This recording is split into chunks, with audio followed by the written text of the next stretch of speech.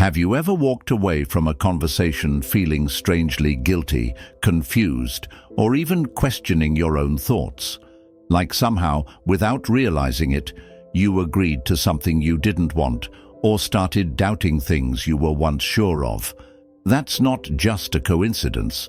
That's manipulation, and it happens more often than you think. The truth is, the most effective forms of control don't come from loud commands or direct threats. They come from subtle psychological games, mind tricks designed to influence, weaken, and control you without you even noticing. The scariest part? The people using these tactics often do it so naturally that by the time you realize what's happening, you're already tangled in their web. But here's the good news. Once you learn to recognize these mind games, they lose their power. You take back control. You stop second-guessing yourself, and you become immune to manipulation. In this video, we'll expose 7 of the most dangerous and deceptive psychological tricks people use to control you, whether it's a toxic boss, a fake friend, or even a family member who always seems to get their way. Pay close attention, because once you see these tactics in action, you'll never unsee them. And trust me, once you understand how these mind games work, you'll never be controlled again. Let's dive in. Number 1. Gaslighting, rewriting your reality. Have you ever been in a conversation where someone flat out denied something you both know happened? Maybe they said something cruel, and when you called them out, they smirked and replied, "I never said that. You're imagining things." Or worse, they acted offended, making you question whether you were being too sensitive, overreacting, or even losing your mind. This isn't just dishonesty. This is gaslighting, the psychological warfare of manipulators. Their goal is simple: make you doubt your own reality so they can control it for you. The more you second-guess yourself, the easier it is for them to rewrite the past and ultimately shape your perception of the present. At first, gaslighting is subtle. A small distortion here, a slight contradiction there. But over time, it builds up. They contradict things you clearly remember, twist facts to suit their version of events, and make you feel like the crazy one for questioning it. And the worst part? It works. Gaslighting taps into a deep psychological weakness, the human tendency to doubt ourselves when faced with repeated contradiction. If you hear a lie enough times, you start to wonder if it might be true. If someone consistently denies your reality, your brain, in an effort to resolve the conflict, starts filling in the gaps in their favor. And before you know it, you're apologizing for things you never did, defending yourself against accusations that don't make sense, and depending on them to tell you what's real and what's not. So how do you fight back? First, trust your memory and intuition. If you remember something clearly, don't let anyone talk you out of it. Second, document everything. If you're dealing with a chronic gaslighter, keeping records, texts, emails, even notes about conversations can help you stay grounded in the truth. And finally, don't engage in their mind games. The moment you start defending yourself against lies, you've already lost. Instead, hold firm. I know what I heard. I remember what happened. End of discussion. A manipulator's greatest weapon is confusion. The moment you stop playing their game, you take that weapon away. Number 2. Guilt tripping, weaponizing your conscience. Ever had someone say, "After everything I've done for you, this is how you treat me"? Or maybe something subtler, like a disappointed sigh followed by, "Wow, I guess I just expected more from you." That uneasy feeling in your gut. That's guilt manipulation working its magic. And if you're not careful, it will turn you into a puppet, dancing to someone else's expectations, always feeling like you owe them something even when you don't. Here's how it works. Guilt trippers take your kindness and use it as leverage. They paint themselves as the suffering, selfless martyr, and you as the ungrateful, selfish villain. And because most people hate feeling selfish, they cave, they overcompensate, they do things they wouldn't normally do, just to make the guilt go away. And that's exactly what the manipulator wants, because once they know they can pull your strings with a well-timed sigh, a guilt-laden message, or a passive-aggressive remark, they'll do it again, and again, and again. But let's get something straight. You are not responsible for managing someone else's emotions. Adults are responsible for their own feelings. If someone is disappointed because you set a boundary, that's their problem, not yours. The best defense against guilt tripping is awareness. The moment you recognize it for what it is, a mind game designed to control your behavior, you take away its power. Instead of reacting emotionally, respond logically. I understand that you're upset, but my decision stands.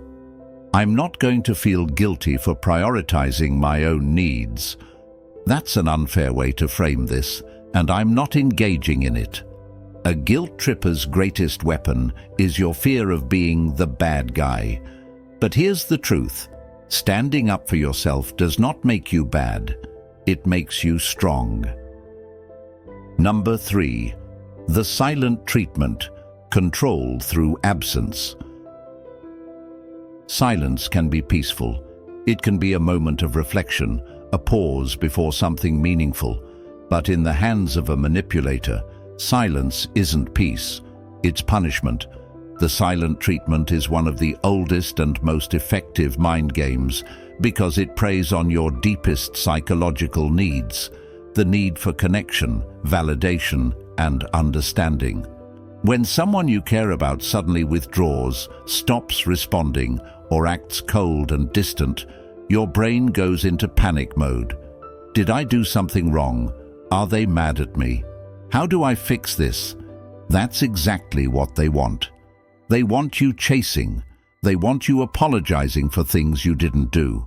They want you desperate for their attention, bending over backward to regain their approval. And here's the worst part.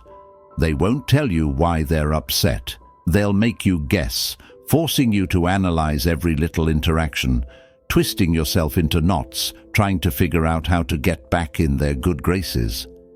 This isn't just emotional immaturity, it's manipulation. Healthy people communicate when they're upset. They don't freeze you out like a child holding their breath until they get what they want. If someone uses silence as a weapon, the only way to win is to refuse to play. How to fight back? Stop chasing. If someone withholds affection or attention to manipulate you, let them. Give them the silence they wanted, and watch how quickly their game falls apart. Remember, someone who truly cares about you won't make you earn their love. If they're willing to disappear over a minor disagreement, let them stay gone. Number 4. Love bombing. Overwhelming you with affection to gain control. Not all manipulation starts with cruelty. Some of it starts with excessive kindness.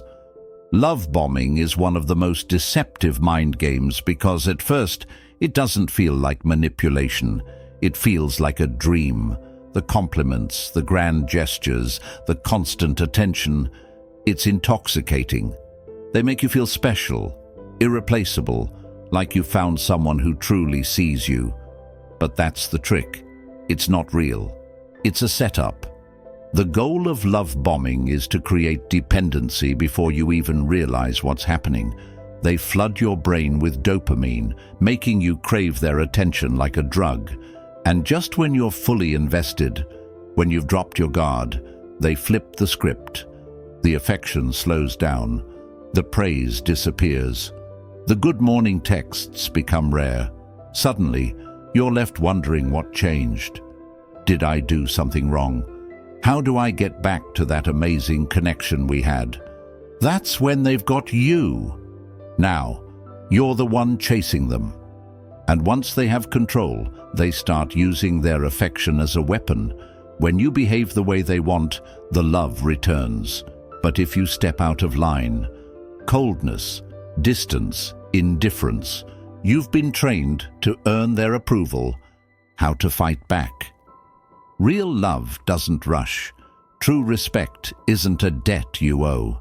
If someone showers you with intense affection too soon, step back, slow things down. Healthy relationships grow naturally. If someone is trying to fast-track intimacy, ask yourself why.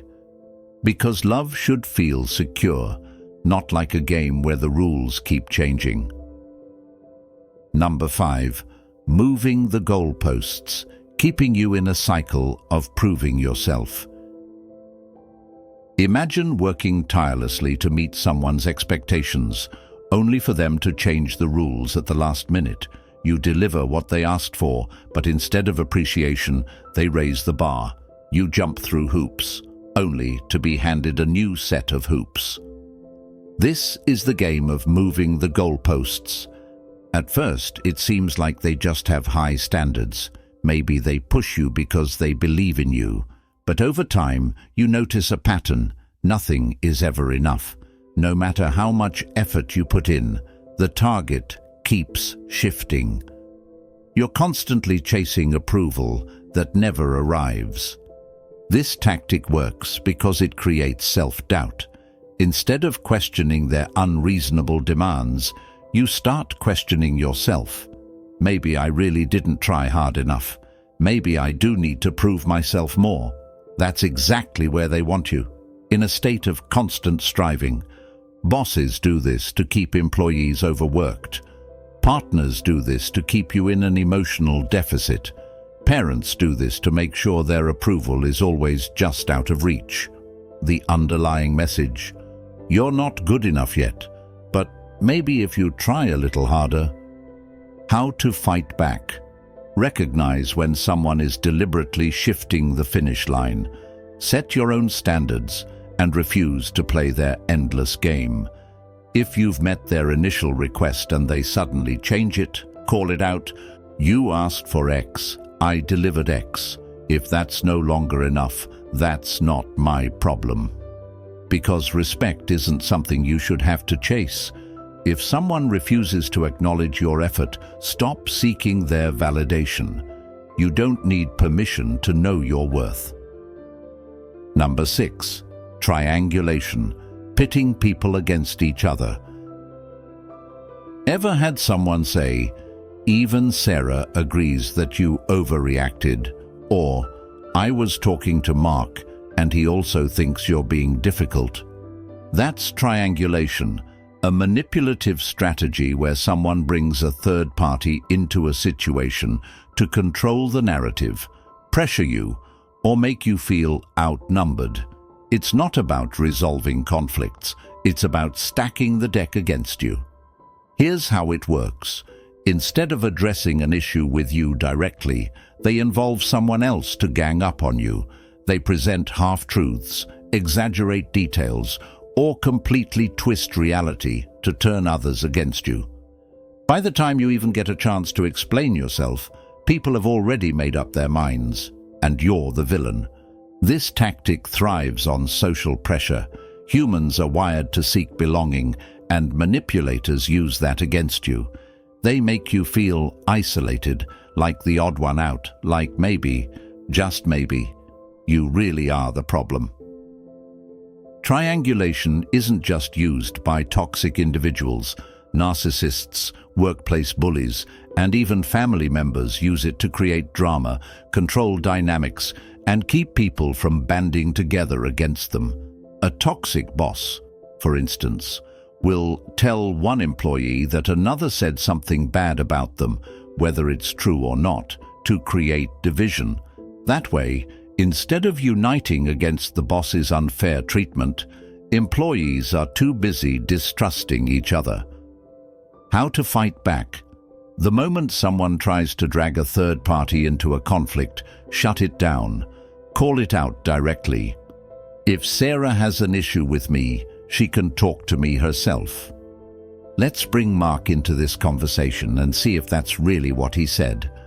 Notice how quickly manipulators backtrack when you refuse to play along, because their power doesn't come from the truth. It comes from controlling the flow of information.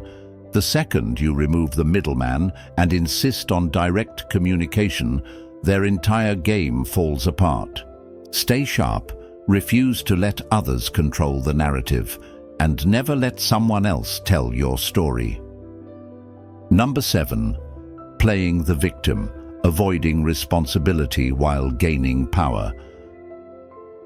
Some people don't just dodge accountability, they weaponize their suffering.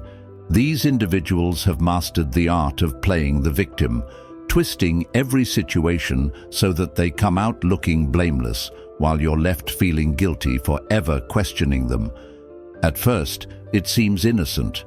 They constantly talk about how life has been unfair to them, how people always mistreat them, and how nothing ever goes their way. You feel sympathy. You might even go out of your way to help. But over time, something feels off. You notice that, no matter the situation, they are never at fault. Every failed relationship, the other person was toxic. Every argument, they were just misunderstood. Every mistake, someone else pushed them into it. The real problem, they don't want solutions. They want control. Because when someone paints themselves as a perpetual victim, they gain power in the form of sympathy, excuses, and lowered expectations. It becomes harder to hold them accountable because, after all, haven't they been through enough already? If you push back, suddenly you're the villain, cold, heartless, unsupportive. This isn't to say that real victims don't exist. Of course they do. But true victims seek healing. Chronic manipulators, however, seek attention. Their suffering becomes a currency, a tool to gain control over your emotions and make you feel responsible for their problems. How to fight back?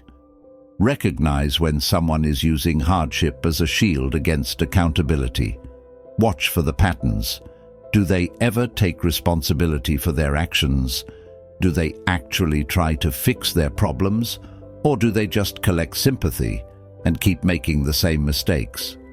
The moment you stop feeling guilty for holding them accountable, they lose their grip on you. You are not responsible for carrying the weight of someone who refuses to walk on their own.